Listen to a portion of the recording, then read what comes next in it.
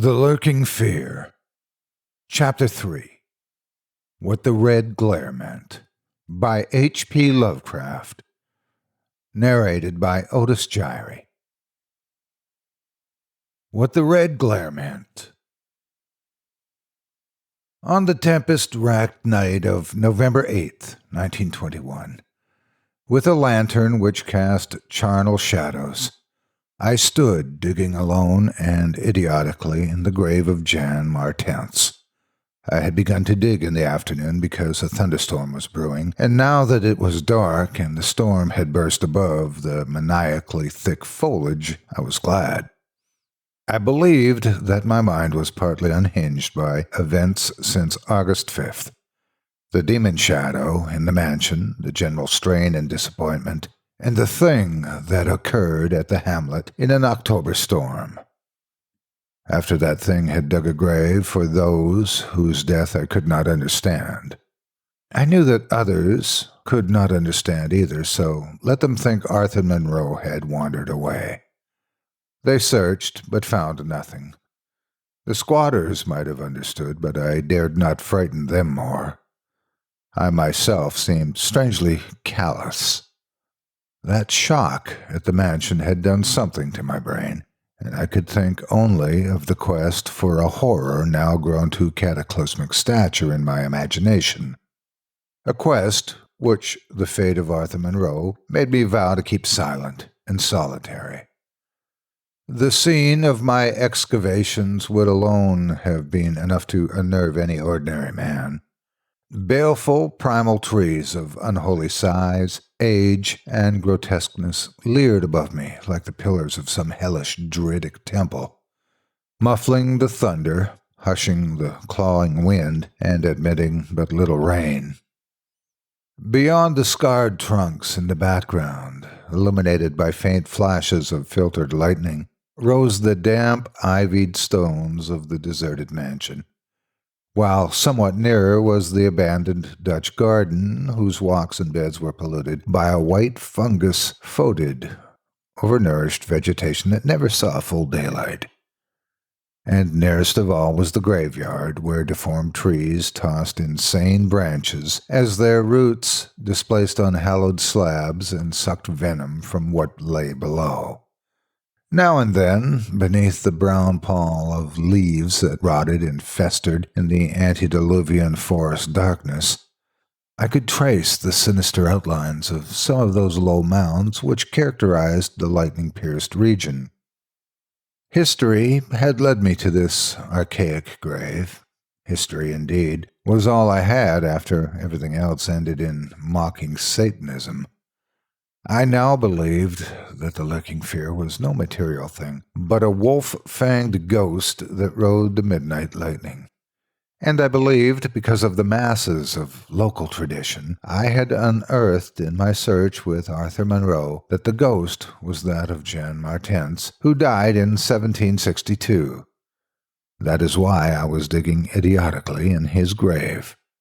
The Martense mansion was built in 1670 by Jan Martense, a wealthy New Amsterdam merchant who disliked the changing order under British rule and had constructed this magnificent domicile on a remote woodland summit whose untrodden solitude and unusual scenery pleased him.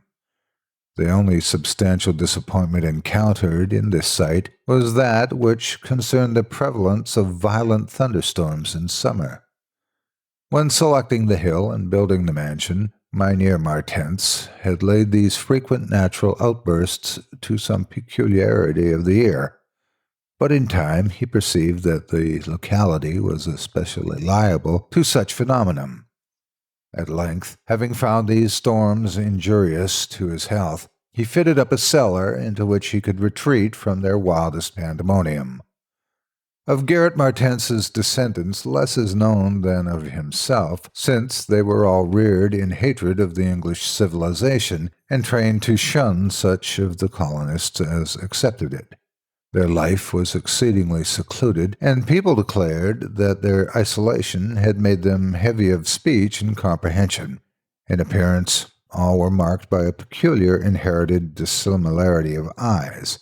one generally being blue, the other brown. Their social contacts grew fewer and fewer, till at last they took to intermarrying with the numerous menial class about the estate. Many of the crowded family degenerated, moved across the valley, and merged with the mongrel population, which was later to produce the pitiful squatters. The rest had stuck sullenly to their ancestral mansion, becoming more and more clannish and taciturn, yet developing a nervous responsiveness to the frequent thunderstorms. Most of this information reached the outside world through young Jan Martense, who, from some kind of restlessness, joined the colonial army when news of the Albany Convention reached Tempest Mountain. He was the first of Garrett's descendants to see much of the world, and when he returned in 1760 after 6 years of campaigning, he was hated as an outsider by his father, uncles, and brothers, in spite of his dissimilar Martense eyes. No longer could he share the peculiarities and prejudices of the Martenses, while the very mountain thunderstorms failed to intoxicate him as they had before. Instead, his surroundings depressed him, and he frequently wrote to a friend in Albany of plans to leave the paternal roof.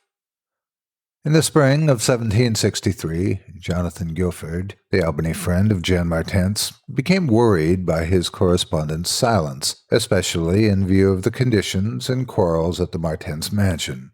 Determined to visit Jan in person, he went into the mountains on horseback. His diary states that he reached Tempest Mountain on September 20th, finding the mansion in great decrepitude. The sullen, odd-eyed Martenses, whose unclean animal aspect shocked him, told him, in broken gutturals, that Jan was dead. He had, they insisted, been struck by lightning the autumn before, and now lay buried behind the neglected sunken gardens. They showed the visitor the grave, barren and devoid of markers. Something in the Martense's manner gave Gifford a feeling of repulsion and suspicion, and a week later he returned with spade and mattock to explore the sepulchral spot. He found what he expected, a skull crushed cruelly as if by savage blows. So, returning to Albany, he openly charged the Martenses with the murder of their kinsman. Legal evidence was lacking, but the story spread rapidly around the countryside, and from that time the Martenses were ostracized by the world. No one would deal with them, and their distant manor was shunned as a accursed place. Somehow they managed to live on independently by the products of their estate, for occasional lights glimpsed from faraway hills attested to their continued presence.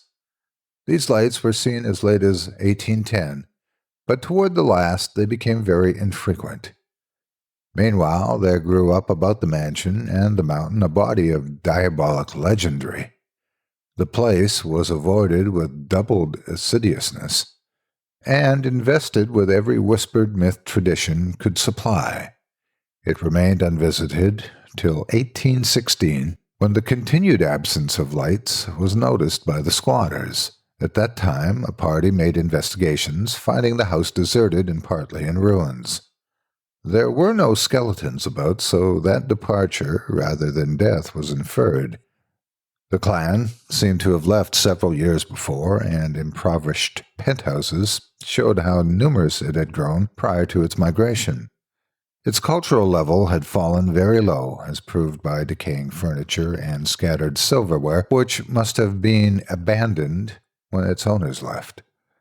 But though the dreaded Martenses were gone, the fear of the haunted house continued, and grew very acute when new and strange stories arose among the mountain decedents. There it stood, deserted, feared, and linked with the vengeful ghost of Jan Martense. There it still stood on the night I dug in Jan Martense's grave. I have described my protracted digging as idiotic, and such it indeed was in object and method. The coffin of Jan Martense had soon been unearthed. It now only held dust and niter. But in my fury to exhume his ghost, I delved irrationally and clumsily down beneath where he had lain. God knows what I expected to find. I only felt that I was digging in the grave of a man whose ghost stalked by night. It is impossible to say what monstrous depth I had attained when my spade, and soon my feet, broke through the ground beneath. The event, under the circumstances, was tremendous, for in the existence of a subterranean space here, my mad theories had terrible confirmation. My slight fall had extinguished the lantern, but I produced an electric pocket lamp and viewed the small horizontal tunnel which had led away indefinitely in both directions. It was amply large enough for a man to wiggle through, and though no sane person would have tried it at the time, I forgot danger, reason, and cleanliness in my single-minded fever to unearth the lurking fear. Choosing the direction toward the house, I scrambled recklessly into the narrow burrow, squirming ahead blindly and rapidly, and flashing but seldom the lamp I kept before me. What language can describe the spectacle of a man lost in infinitely abysmal earth, pawing, twisting, wheezing, scrambling madly through sunken convolutions of immemorial blackness without an idea of time, safety, direction, or definite object? There is something hideous in it, but that is what I did. I did it for so long that life faded to a far memory, and I became one with the moles and grubs of nighted depths. Indeed, it was only by accident that, after interminable writhings, I jarred my forgotten electric lamp alight so that it shone eerily along the burrow of caked loam that stretched and curved ahead. I had been scrambling in this way for some time, so that my battery had burned very low, when the passage suddenly inclined sharply upward, altering my mode of progress. And as I raised my glance, it was without preparation that I saw, glistening in the distance, two demonic reflections of my expiring lamp. Two reflections glowing with a baneful and unmistakable effulgence and provoking maddeningly nebulous memories. I stopped automatically, though lacking the brain to retreat. The eyes approached, yet of the thing that bore them I could distinguish only a claw. But what a claw! Then, far overhead, I heard a faint crashing, which I recognized. It was the wild thunder of the mountain, raised to hysteric fury. I must have been crawling upward for some time, so that the surface was quite near. And as the muffled thunder clattered, those eyes still stared with vacuous viciousness. Thank God I did not know then what it was, else I should have died. But I was saved by the very thunder that had summoned it, for, after a hideous wait, there burst from the unseen outside sky one of those frequent mountain-ward bolts whose aftermath I had noticed here and there as gnashes of disturbed earth and fulgurates of various sizes. With cyclopean rage it tore through the soil above that damnable pit, blinding and deafening me, yet not wholly reducing me to a coma. In the chaos of sliding, shifting earth, I clawed and floundered helplessly until the rain on my head steadied me, and I saw that I had come to the surface in a familiar spot, a steep, unforested place on the southwest slope of the mountain. Recurrent sheet lightnings illumined the tumbled ground and the remains of the curious low hummock, which had stretched down from the wooded higher slope.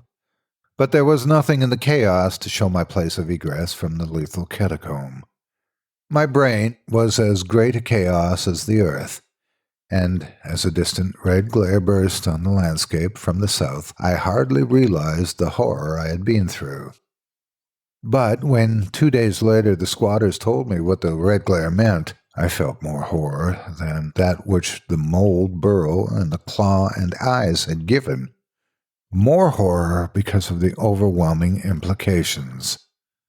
In a hamlet, 20 miles away, an orgy of fear had followed the bolt which brought me above ground, and a nameless thing had dropped from an overhanging tree into a weak-roofed cabin.